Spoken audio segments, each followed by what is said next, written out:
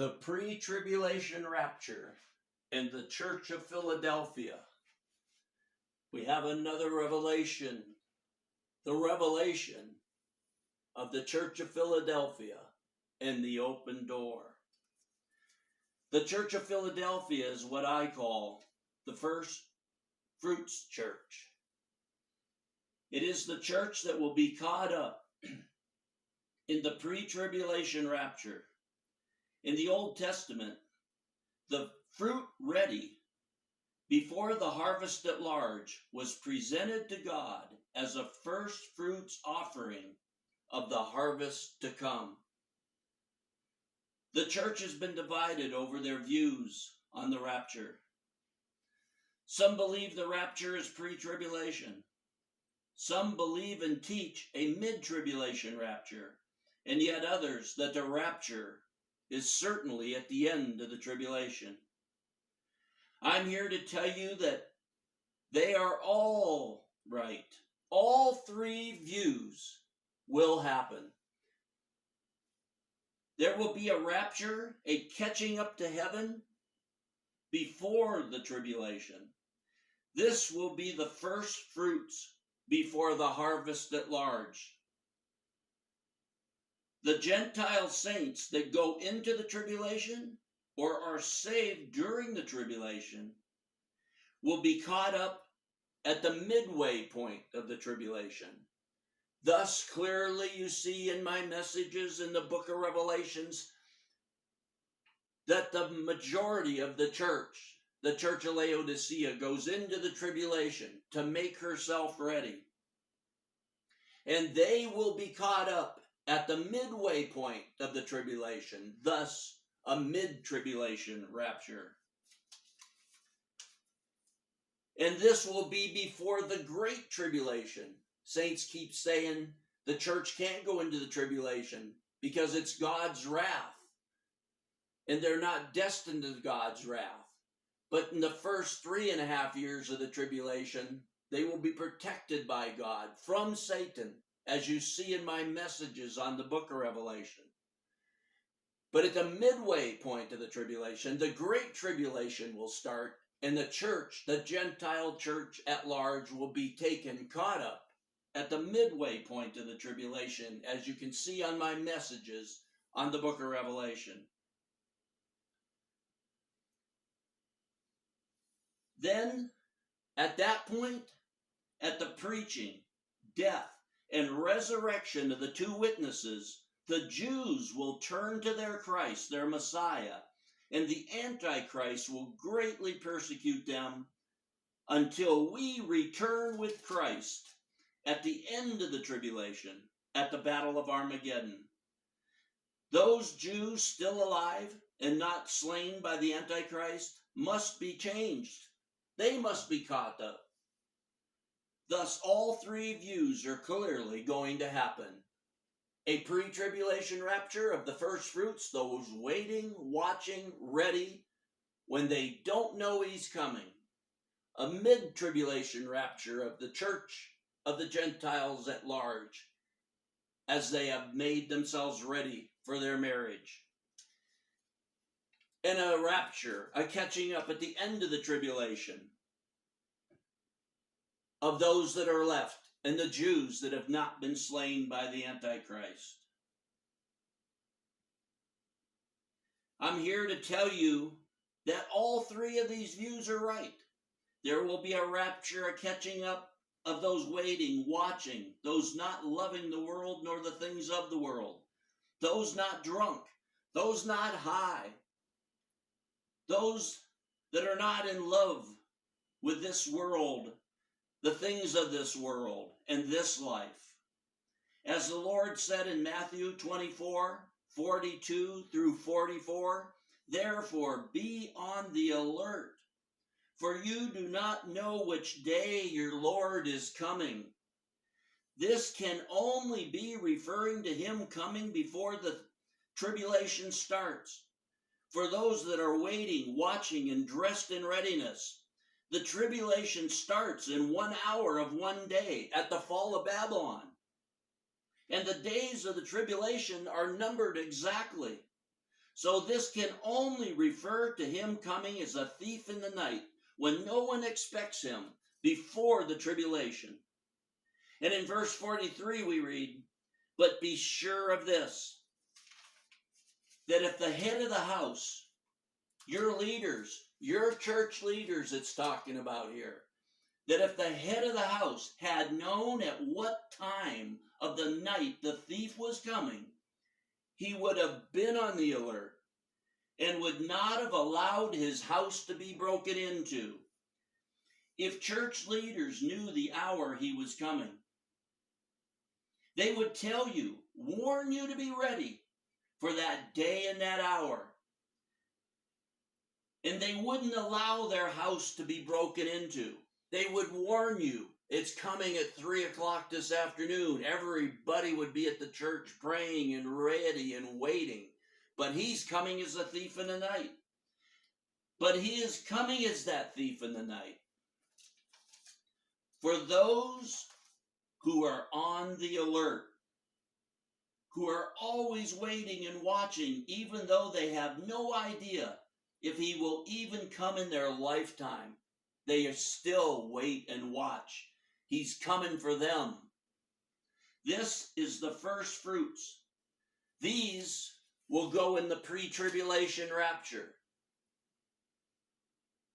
And in verse 44 we read, "For this reason," saints, he says, "for this reason, you be ready too. For the Son of Man is coming at an hour when you do not think he will." This can only be pre-tribulation. And if you look at my series on the book of Revelation, you'll see that there's hundreds of millions of Christians in the tribulation. It says it. It's clear. And hundreds of millions of people will get saved by those Christians preaching the gospel. Every time the Lord talks about his return, he says we must be ready, watching, not drunk. Or nowadays, it's just as likely to say not high. Marijuana, drugs are legal everywhere. Doctors have people doped up on these mind drugs and these feeling drugs. There's 80% of the drugs in the world are used by Americans. They're high on everything: prescription drugs, marijuana, wine, liquor, beer. He said we're not to be drunk, that we are not to be loving the world nor the things of the world. He is coming for those waiting, watching, those dressed in readiness. Look at my message on being dressed in readiness. It's very important that you hear that. For those dressed in readiness, he will take them to his Father's house for the wedding feast. In Hebrew weddings in those days, the groom would take his friends to his Father's house. In this circumstance, with the church, to heaven. The groom takes his friends to heaven before the wedding, before the marriage supper. Saints, it's been right there all the time. They are the same. The wedding supper and the marriage supper are not the same thing. Look it up. And they never have been. The groom took his friends to his Father's house for a wedding feast, which was before the actual wedding, which was a supper. The marriage supper. This will be the marriage supper of the Lamb. But before it, he took his friends to his Father's house. That's the pre-tribulation rapture. In the Old Testament, as the harvest at large was nearing, the fruits that were ready early, before the harvest at large, were brought before God as a first fruits offering. We grow a lot of our own vegetables. And if you grow some of your own food, you know suddenly there's some fruit that is ripe and ready to be picked. While at the harvest at large is not even close. This is what was presented to God as the harvest was nearing. The first fruits, the ones that were ready, in our case, those that are waiting, watching, dressed in readiness, they were taken and presented to God as a first fruits offering.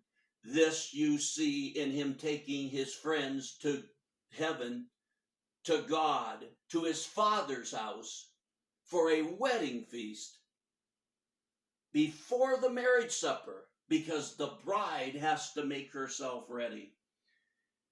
In the message to the church of Philadelphia, you see the Lord's message to those ready and waiting for his return. Those who will be caught up in the pre-tribulation rapture. He has nothing bad to say about the church of Philadelphia.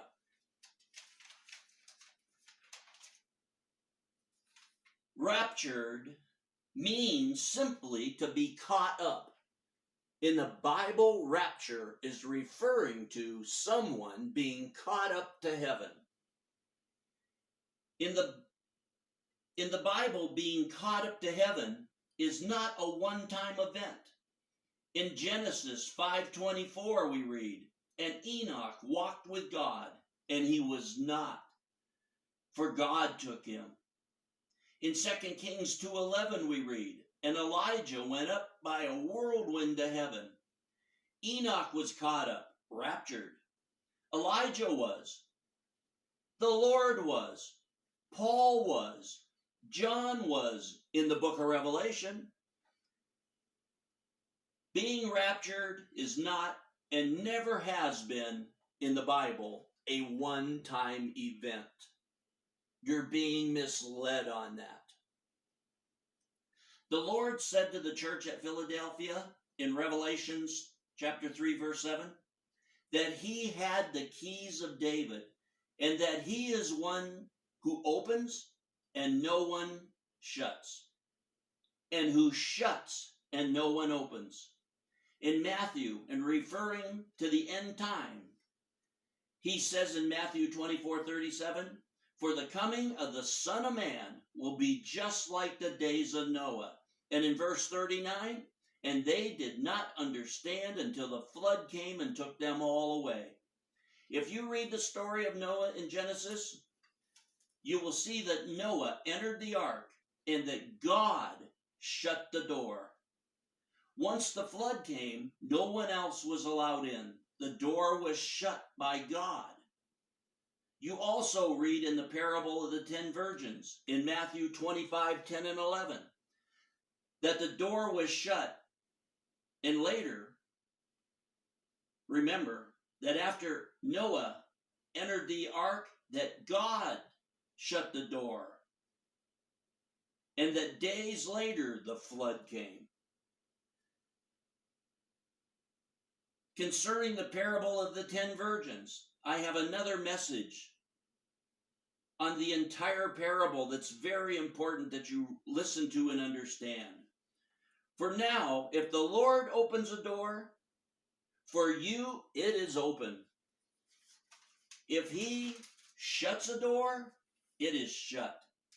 And he said to be awake, ready, alert, because once the door is shut, it is shut. He said to the church of Philadelphia in verse 8, "Behold, I have put before you an open door." It's the door to the wedding feast, saints. The groom would take his friends to his Father's house,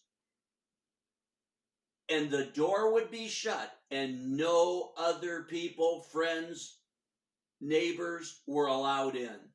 Once that wedding feast started, the groom, his friends, and the groom's father waited, concealed in that room, until the bride made herself ready.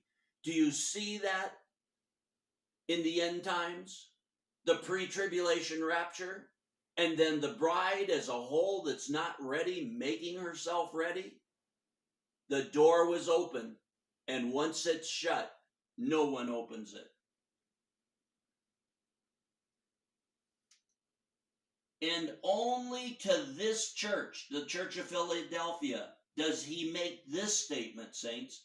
I will write upon him the name of my God. And at the end of this verse, and I will write upon him my new name. He says to the Church of Philadelphia, I will write upon them the name of my God and my new name. The message to Philadelphia is the message to those who will be caught up before the tribulation. Because in verse 10 he says, because you have kept the word of my perseverance, I also will keep you from the hour of testing, that hour which is about to come upon the whole world to test those who dwell upon the earth. He will keep them from the tribulation, it's saying, because they have a little power, he said, because they don't deny his name. He has this open door, and he says to them, I'm going to keep you from that hour of testing. I'm going to keep you from the tribulation. He doesn't say that to any other church. And you might think, oh, well, this is at the end. No, the last church is the church of Laodicea, and he has not one good thing to say about them.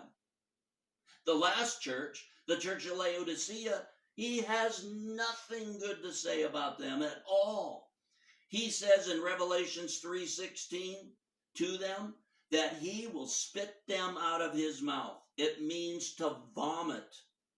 Does that sound like all the church being raptured before the tribulation? No, I will vomit you out of my mouth.